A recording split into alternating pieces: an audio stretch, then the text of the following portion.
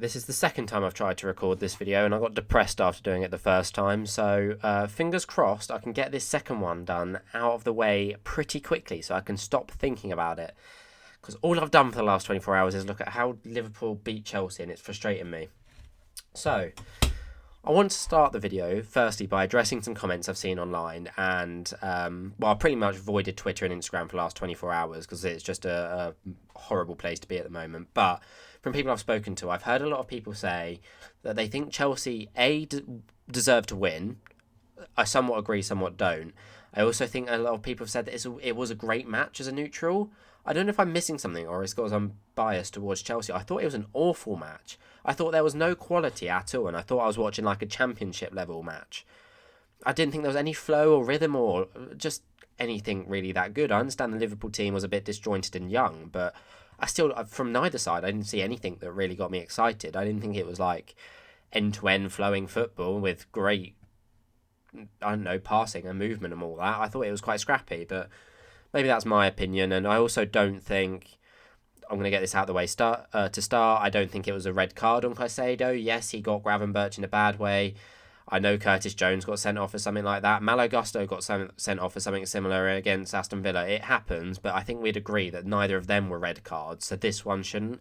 Just because they were doesn't mean this one is, because we all agreed that they shouldn't have been red cards. So this was almost like the correct decision. Maybe it's not consistent, but it was the right decision, I think. He should have got yellow based on the amount of fouls he committed. I don't know how he didn't get booked, but either way, right. That's my starting rant over with. I'm going to try and whiz through this video a little bit. I've got a lot I want to talk about, but I don't want to dwell on anything too much. And I'm going to start off with Chelsea in possession.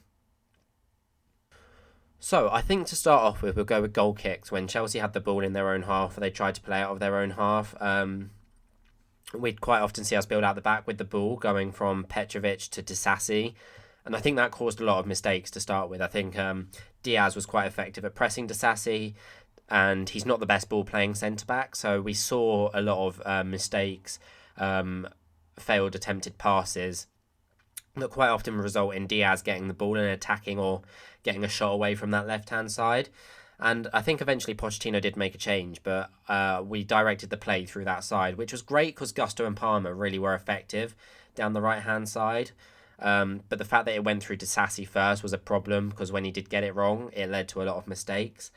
But what I did notice is that the fullbacks were often quite free, because I think Robertson was more occupied with Palmer. But then eventually we did see Robertson try and cover the overlap from Gusto a bit more.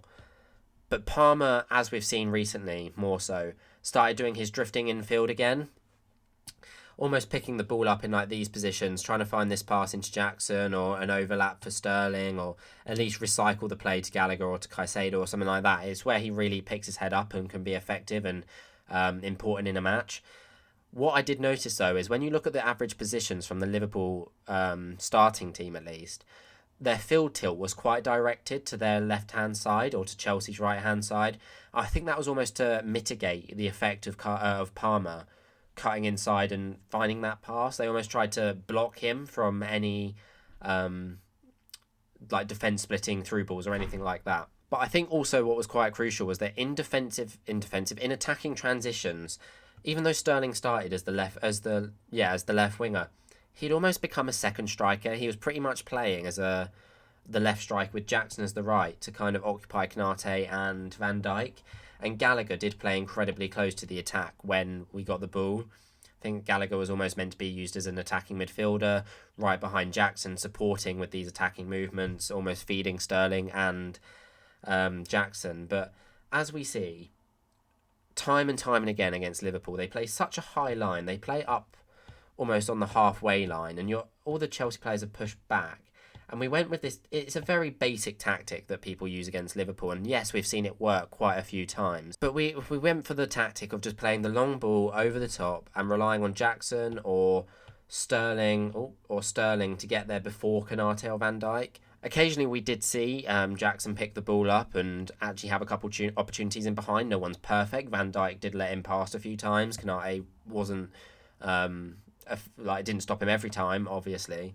Jackson being Jackson, though, didn't capitalise on them chances. But I think if we look at the stats, and I've got them here, you look at the defensive stats from the Liverpool centre-backs, both aerially and interception-wise, I think they would top the charts. You can play these through balls over the top, but Van Dijk's got pace, Konate's got pace. They're both incredibly aerially.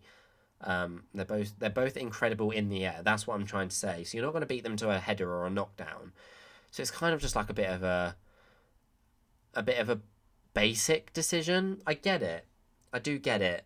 But unless you've got someone that's effective with getting past, I think someone like Mudryk would have been better against that defence, but I also wouldn't have wanted him playing in this Sterling role, cutting inside. Something we'll get to later, because I think in extra time he did pretty much end up doing that. But we saw Sterling occupying more, Konate, Chilwell providing some width on this side, and Enzo was relatively attacking. Gallagher kind of followed the attack. So I think that was kind of the format we saw a lot on Palmer. Palmer just pretty much creating wherever he wanted. The only thing I will say is I did like our delivery into the box. Consistently as a Chelsea fan, we've seen crosses into the box and no one be there.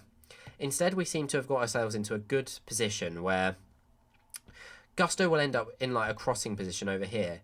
You'd see Palmer almost lingering for the support.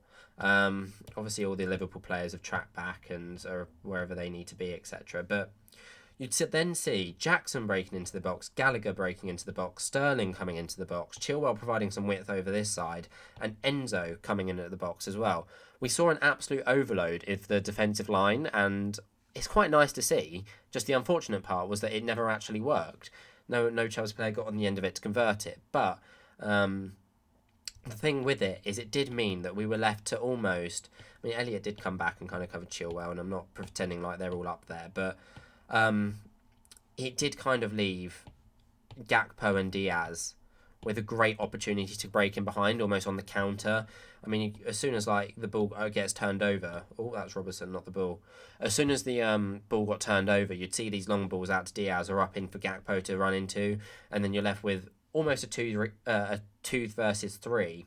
But then Elliott would obviously join, and so on and so forth. But I was quite pleased to see how we at least attacked the box when we had a crossing opportunity, and it was the same with Chilwell when the ball was over this side. Like you see Gusto come over here, it'd be Enzo that would drop back, and they'd all kind of shift over, but they were all there, and I think that was the crucial part, and I liked it.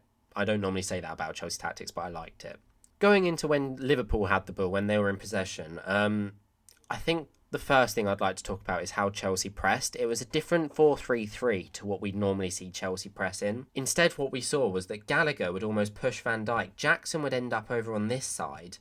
Bradley's pushed up a little bit. It's almost like a bit like this. It's not exactly perfect, but you'd see Sterling come over here, and then the midfield would be blocked with Enzo, Caicedo, and Palmer, almost creating the mid... It's a tilted 4-3-3. But it was almost Palmer acting as that third midfielder rather than Gallagher, probably because we know the how good pressing Gallagher is, and just jumping onto Van Dijk or whoever it was that had the ball. The biggest turning point, I think, though, that we noticed in tactics was when Gravenberch got injured. He came off, and I think we just assumed he'd just end up playing right back. As soon as the injury happened, McAllister moved over to the left. Elliott dropped back, Bradley almost became a right wing, and we assumed Gomez would actually stay in this right back position. Instead, what we saw was more of a Pep tactic, which we have seen Trent do a few times. I'm not going to say that it's not a Klopp tactic either. Diaz pretty much would then end up getting occupied with either Gusto or Disasi. Elliott and McAllister occupied these half-space roles that kind of occupied then Enzo, Caicedo, and then Endo would kind of drop as a left CDM, and Gomez was inverting quite often, becoming a right CDM, and then Konate came across Van Dijk and Robertson, almost forming a back three, which you don't normally associate with Robertson doing, but quite often then what this meant is that they formed this box midfield. Chelsea had been so good at overloading the midfield this game. As soon as this happened, they then had the man advantage. You can see here that they can almost play it between McAllister, Elliott, Gomez and Endo, forming this box. Gallagher can only push one of these at one time, and I think that's where the game started to turn a little bit. I think Liverpool started dominating the edge of our box a bit more, creating a few more chances, and Diaz was ending up almost occupying Disasi, and Bradley kind of covered didn't cover them, but provided width that Chilwell was then distracted by. Gakpo was allowed this free role of just drifting almost anywhere within the defence that he wanted, and on another day, should he be a bit more clinical or effective? I don't see him as a number 9, which is why I don't blame him too much, but he didn't take the chances that another striker in that position probably would have got. So I think that was quite a strong point from Klopp's tactic and how he changed it, giving Gakpo a bit more freedom in almost the centre of the pitch and using Gomez to create this overload in the midfield. I almost see it was used as a decoy. I don't think we quite know how to react. We didn't know how to react to it. If you go and press him, then you got Endo on the ball. If you don't go and press it, he's still quite a good player to create something. So it was one of them kind of catch-22 situations. But going into the actual period that I think made the biggest... I mean, obviously it made the biggest difference in the game was the extra time. I didn't see a lot of people talk about the tactics in the extra time. I'll be honest, I think there was a lot of a lack of tactics in the extra time. Chelsea, obviously, for some reason or another, decided to sit back and invite pressure against a teenage Liverpool team. Still don't understand why. Don't get it, but it was the decision we made. I think Poch said that they were trying to play for penalties. We had a bit of fatigue. Chilwell, Gallagher had to come off injured. I still don't think that's a good enough excuse. I think with the likes of Madueke and Mudryk on the pitch, you can still attack. You can still definitely push for a win against that team in the extra time, but we didn't. And I noticed one crucial thing amongst at least the Liverpool setup was that in defence, they transitioned into a back 3, but it wasn't Robertson, Van Dijk and Konate. It was Gomez, Quansah and Van Dijk. And this allowed Tsimikas to really push forward. And they still use, I think, was it Bobby Clark or someone that occupied the right-hand side? Or maybe it was still Elliott. To almost create like this 3-4-3 formation or this 3-5-2 with Endo supporting a little bit to stop our width that we were using from Mudryk. You can see in this photo here, actually, Mudryk is in a position where he's got a lot of space to attack. The problem is where we're so defensive, we then didn't support the attacks that we did have. I think Gusto won the ball in the midfield here, and a through ball in behind or another ball over the top, I think Mudryk may be onto it, but as soon as Liverpool won the ball back, they had the width with these two wing-backs that I think we struggled, especially when Chalobah's on the pitch and then Gusto's gone to left-back. We were almost just dropping men back to try and prevent any crosses coming in, and I think ultimately a lack of intensity resulted in us dropping off, just sitting back. There's no other way to say it. They were just sat back. There was not really any logic to what we were doing other than covering their spaces. I think Enzo Caicedo just kind of sat in front of the defence. Gallagher obviously came off. I think my camera cut out, sorry. But as I was saying, I think we almost went to a 5-4-1, maybe a 5-3-2 with pretty much just Nkunku and sometimes Mudryk as the ones pushing forward. And then we get to the moment that ultimately decides the match, which is that I'd seen James Lawrence Allcourt talk about zonal marking throughout this game quite a lot. It came to our benefit with the goal that was ruled out against Van Dijk, but this time it came against us. We see as the ball comes in, can see it from this screenshot here really, that Disasi ends up losing his man, Van Dijk. The person you want covered in a set piece is Van Dijk. Disasi's the wrong side of his man, and you're never going to back Mudryk or Nkunku who are hiding just behind Petrovic here, but you're never going to expect them to win the header, and you can't blame Petrovic for not saving it. It was a good header. I actually think Petrovic had an incredible match. If we'd won, I would have had him as my player of the match. I think he was incredible, and I feel sorry for him. Kelleher also did have a great game, but regardless, I'm not going to lie to you, I'm glad now that that's all over with, because every time I've filmed this video so far, it's put me in a bad mood, and it's done it again.